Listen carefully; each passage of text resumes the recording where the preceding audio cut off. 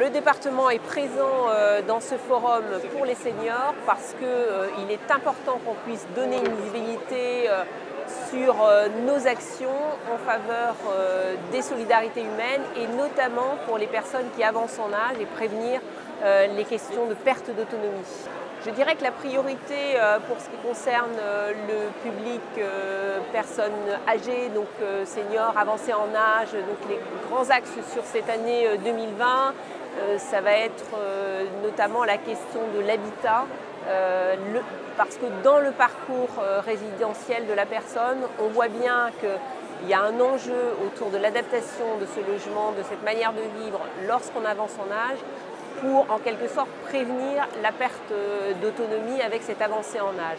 Et pour cela, il faut d'une part avoir un habitat qui soit adapté, c'est-à-dire qui favorise le regroupement, l'autonomie le plus longtemps possible dans l'avancée en âge.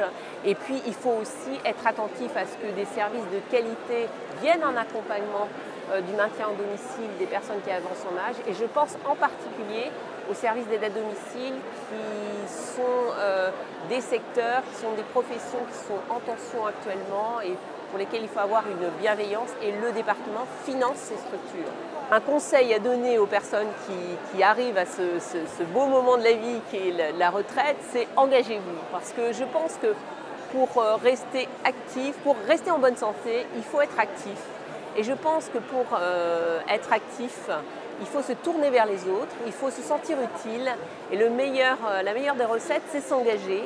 Et je pense qu'en société, et je parle en ma qualité de vice-présidente aux solidarités, pour le bien vivre ensemble, il faut qu'il y ait un maximum de gens qui s'engagent pour leur qualité de vie, bien entendu, à eux-mêmes, à leur entourage proche, mais aussi plus globalement pour la société.